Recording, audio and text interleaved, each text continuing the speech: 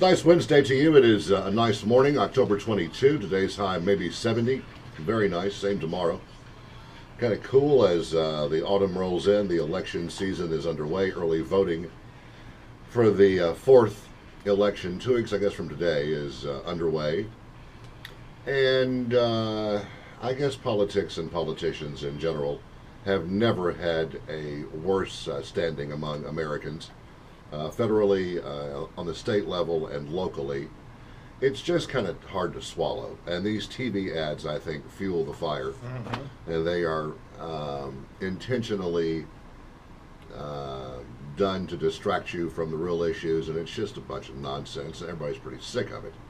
Kyle Veazey has to live with this every day. Mm-hmm. He writes about this very well for the Commercial Appeal, and keeps you informed about what's happening and who's running for what and what these amendments mean.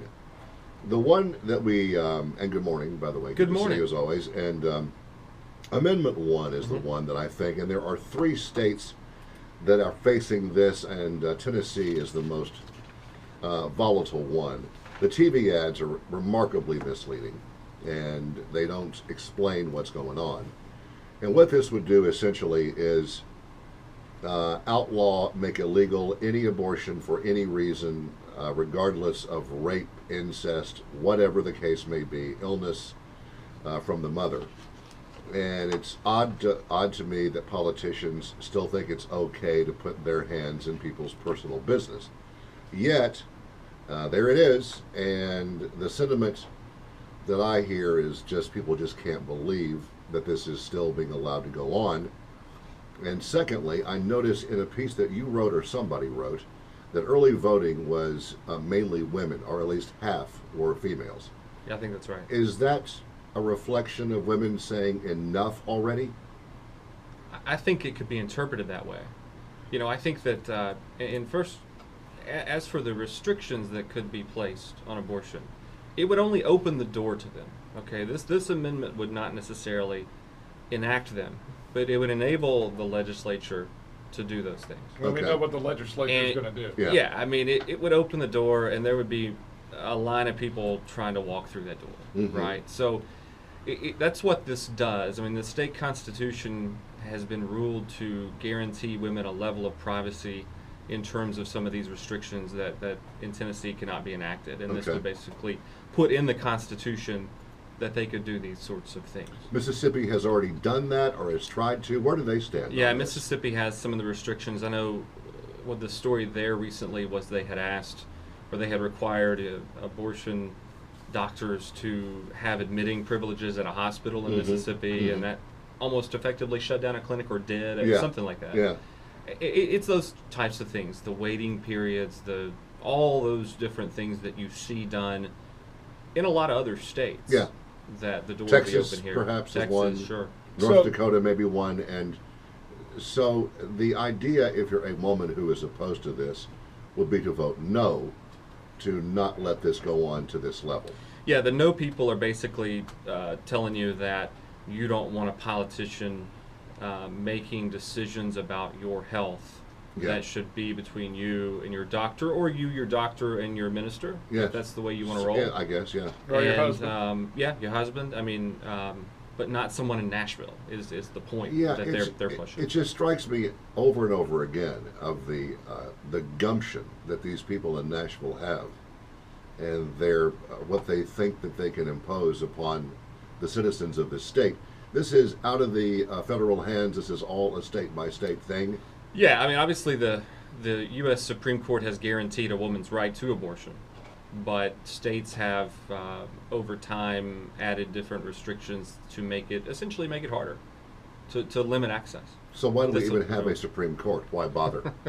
Well, the Supreme Court, I guess, guarantees you the right, and the states, I guess, states that want to are putting in restrictions that sort of narrow your route to get there. Maybe the best way to put it. And this wording of this thing is ambiguous at best. And if you just read what you're going to see on the ballot, you probably don't really understand the scope of it. But all of the wording of this amendment was carefully drafted by the nation's top pro-life constitutional attorneys and organizations, so it'll be compatible with what they're trying to accomplish. And what are they trying to accomplish? The imposition of their beliefs on other people? I'm one of the reasons I think that we have all become suspicious and suspect of all of this is the mixing of spirituality and politics. And that, I think, is one of the things that makes some people mad and some people embrace it. It's a real divide, worse than ever. Yeah, and I'll say this. I mean, this amendment debate has produced ministers from on both sides. You know, you would think that, I mean, you think that the yes on one folks, the folks who are for the amendment, therefore would probably support restrictions.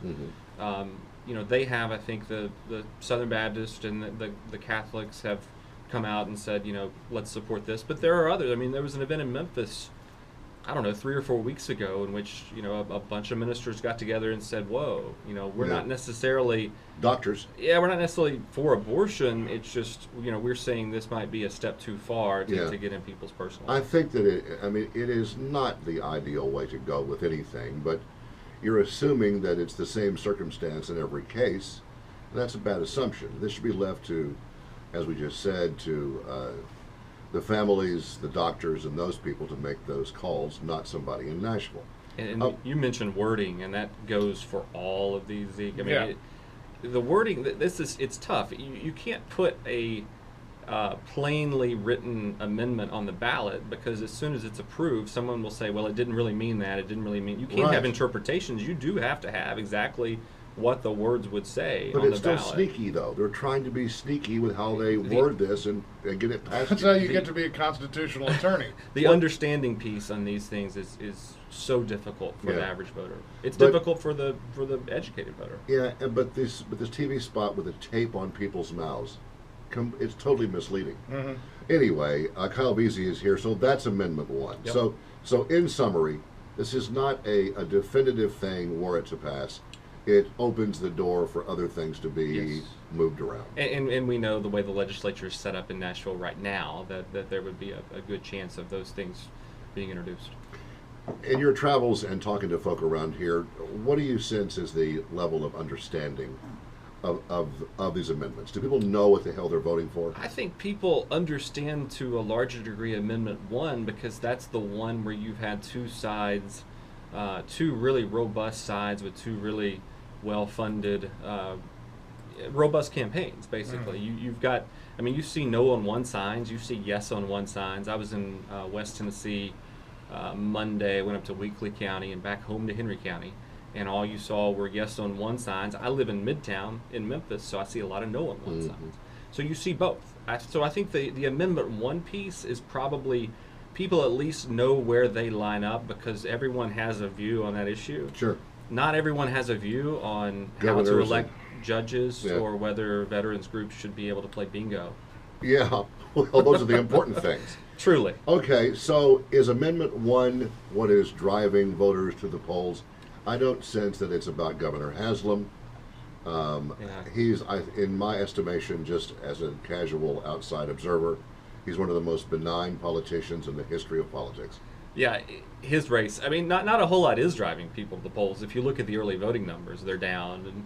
And way down, or just the usual lack of interest? I think they were down 20-some-odd% off of the August number. Now the August number is going to be high because it had the, Amy Wyrick and the Mark Luttrell, and so I don't know if that's a fair comparison. But what else is driving people to the poll? It's Amendment 1. I don't know that Senate race between Lamar and Gordon Ball is really making people go to the poll. It's so ridiculous. The congressional races in our two districts are not really races. Wine in grocery stores, maybe? Yeah. Is that going to get you to go early? I got a call about it yesterday. Somebody woke me up from a nice nap. I've heard that liquor stores around town are advertising more than they usually do, trying to drum up support, I guess, for themselves and to push people away from buying wine at Kroger. I don't know how that works either. But, okay, on to explain Amendment 2. This is about judges and elections or appointments. It's about appellate level judges, first off. It's not about the courthouse downtown. It's about the State Court of Appeals, Supreme Court. What we do now in Tennessee is the governor appoints somebody. That person gets on the bench, and every 8 years they stand for a retention election. You can say, I like Drake as a judge. I don't like him as a judge. You can't have two people run against each other like we have down, in local races. What this amendment would do would basically preserve that.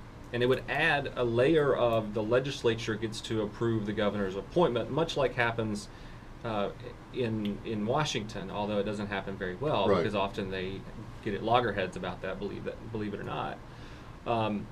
What the people will tell you who are for Amendment 2 is that the state constitution is often on shaky ground about how to do these elections, yeah, and if you don't vote for Amendment, if Amendment 2 fails, what they will tell you is, if you believe them, is that we could wind up in a situation where we have popular elections for appellate judges. The money that would come into those races, the Koch brothers, et cetera, yeah, would come in, and people say you don't want that. Yeah. And so this would basically chisel into stone the process we have with that one catch that the legislature would get a say to. So what is the difference in this and a president appointing a Supreme Court justice? If this is passed, it would be very, very similar. It would be Okay. about the same thing, because then they would, the Supreme Court justices have to stand for the hearing that you see on TV. And be vetted and yelled at and The General questioned. Assembly would get a Yeah. similar right, which I'm sure would go over very smoothly up in Nashville. This is all very, very, very interesting to watch. And so the Supreme Court makes decisions like the unlimited contributions to politics. Well, Amendment 2 is one of these amendments that it's not so much. The driving force behind Amendment 2 is about you don't want to see the alternative. That's what people who are behind it say. You don't want the alternative. So let's just nail down what we have now. That's what they're saying. So judges around here still would run for election. This is the appellate judges Yeah. only. Yeah. But locally, if you win a race for judge, you're a judge for 8 years at $174,000 a year. Yep. I want that gig. I Yeah. do too. 8 years to judge people and say guilty, not guilty. Put them in the gallows downtown on Front Street. I like it. Amendment 3, the income tax, which there's not one in the state. Why is this necessary? I to don't know ensure why. this forever? Why waste our time with this? Yeah, it basically preserves, again, what we have. I mean, there is no income tax. For the foreseeable future, there's not going to be an income tax. Right. Every time that word is uttered on the Capitol Hill, people come and riot. Yeah. So this would basically put into the Constitution that forever and ever and ever and ever, amen, we will not have an income tax in Tennessee. The people who are behind it say that I have a much better shot to get you to locate your business in Tennessee if I can promise you that forever you won't have an income tax. But, Okay. there are people who are saying on the other side, look, I don't necessarily like an income tax either, but should we handcuff ourselves? Right. Forever. What happens, Right. what And happens that's down the road if we actually have to Right. have one? Yeah, and what it does also, what the opponents to this, and you're starting to see opposition here and there. Most people are against income taxes, so this is a pretty popular one. But you see opponents saying, look, this would forever preserve a really regressive tax system that relies heavily on sales taxes. Because if you can't have an income tax, you got to get it somewhere. Right. And we have the highest sales tax in the country, or tied, or close to it. And if this is passed, then this will pretty much guarantee that will stay that forever. Kyle Veazey is here. He writes for the Commercial Appeal about the things we're discussing, politics, elections, and such. Amendment 4 on charitable gaming fundraisers, for God's sake, which has an interesting past, as you say. Yeah. Explain. Well, it's rooted in the Rocky Top scandal, if you guys remember that, in the late 80s. And that's obviously before my time to some degree as well. But gambling, that's been a hot issue. And the Constitution, what was it, in 2002, said we can now have a lottery. But that was the exception to the rule. The rule is don't gamble. But we'll have a lottery. And these veterans groups who would like to every so often, by gosh, have a game of bingo. How dare they? They'd like to be able to do that too, and they'd like to raise money for their VFW hall or their AMVETS hall. And if you vote for this, you will allow them to do that. And Oh my God. It is not surprising Out of control. when I tell you that this is the one that garners the least conversation. Yeah. So they want to argue over these old dudes playing bingo at the Elks Club. Yeah. The Elks Lodge, yeah. just incredible. So those are the 4 amendments. Amendment 1 is the most emotional. Yeah, and here's the thing you got to realize about these amendments. There's 2 things at play here. They have to win popular vote. Duh, right? It's if you and I run an election, I have to get more votes than you to get office. We know that. No percentage, just number of votes. I have to have more than you do. Okay. Right? there's a second part to this, and there's logic behind this, but it's really hard to explain. The point is, let's say there are 1 million votes cast for governor. Okay. For any of these amendments to pass, not only do they have to have more yes votes than no votes, they have to have 500,001 votes. They have to have the number of votes that are cast, half the number of votes that are cast in the governor's race plus one. And that's to ensure there's no funky thing like ballot drop-off. Like if you go vote for governor and you're confused about the amendments and you don't really care, then a small number of people could go in there, so long as they have more yes votes than no, and change the Constitution. And the people who wrote the Constitution, I think intelligently, made it hard to be amended. That's kind of why you have one of these things. And so it has to cross both of these thresholds, so as to basically say a decent enough number of Tennesseans agreed that we should amend the Constitution. It can't be done, again, in that million vote scenario, and this is an extreme example, but if 3 people voted for Amendment 1 and 2 people voted against it, it wouldn't pass because it has to get that 500,000 plus one threshold. And I know I've just confused everybody. No, I understand. But it makes sense, though, doesn't it? It does, but still, couldn't this be a little simpler? It's so convoluted. So if you're at election night 2 weeks from, I guess 2 weeks from yesterday is election night, and you're following the returns, don't just look at the yes and the no. Look at how many people it looks like they're going to run for governor, which is why, as a newspaper editor, I'm always already worried about how late in the night it's going to go before we can make a determination. Well, because it is a statewide thing, yeah, this is not going to be right. answered quickly. Right. Is there any place in this state where people are paying more attention than other places and voting more? I don't know that there is. You know, I don't know that. I mean, in the same lack of interest everywhere. Well, I think I think there's niche interest in some of these amendments in a lot of places. I know the Amendment 1 folks who, the anti-Amendment 1 folks are really leaning hard on Shelby County and some of the more urban areas where there are typically more Democratic votes, which typically may lean more to vote no on Amendment 1, but I don't know if that necessarily means they're turning out more. Okay. Kyle Veazey is our guest. The individual areas, Germantown mayor is, I guess, the lead story among that, which is getting kind of ugly, you guys were saying, off the air. Yeah, to some degree. It's, George Brogdon and Mike Palazzolo, and I went to a Germantown forum last night. It was the first sort of introduction I'd had to the issues over there. Jen Pinule does a good job covering that for us. And schools. I mean, it's schools, and it's about the big difference between the two candidates largely is to what degree each candidate will fight, quote unquote, to get the 3G schools back, Germantown Elementary, Middle, and High, that are Shelby County schools. Mm-hmm. And George Brogdon says he will fight for it. Palazzolo says that he's for it, but he wants the school board to really take the lead on that. It's a really emotional issue over there, and what does logic say? After all this time, why go back and try to put it back to where it used to be? Well, logic will say that will be a tough nut to crack to try to undo a negotiation that was done fairly recently. Right. Okay. But you can tell it's an issue voters have. I mean, it's an issue that they care about, and tied to all the sort of things that don't make headlines statewide but matter to our pocketbook, like property values, et cetera, and whether you can sell your house and all that good stuff. My goodness gracious. Fun, well, right? Yeah, it makes your head spin, all these things, but they're actually pretty simple if you know what you're talking about. And so thank you for the education on what the hell we're doing or not doing. And people can early vote until next Wednesday. Yeah, it's whatever 30th? October 30th is. And I should remind you, if you didn't like my explanation of the amendments, if I confused you more, Rick Locker has a really good one up at commercialappeal.com right now. It's pretty simple once you hear it and pay attention. So we encourage you to, if you plan to vote, at least know what you're voting for or against.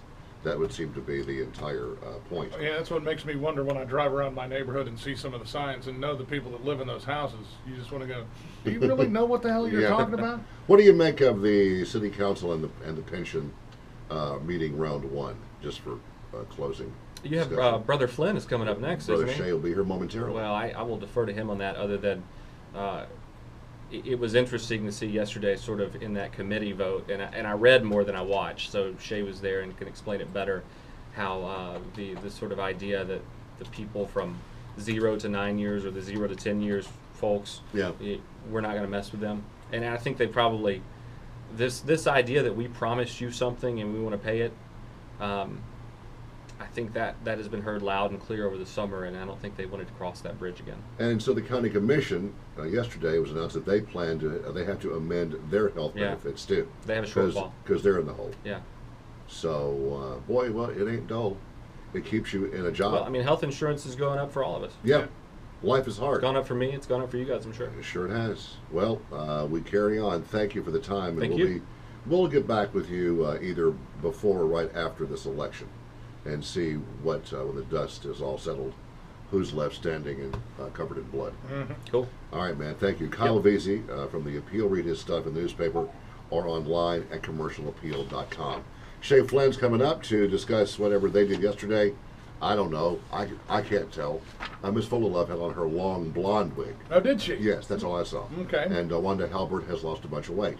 So beyond that, I couldn't tell S from Shinola.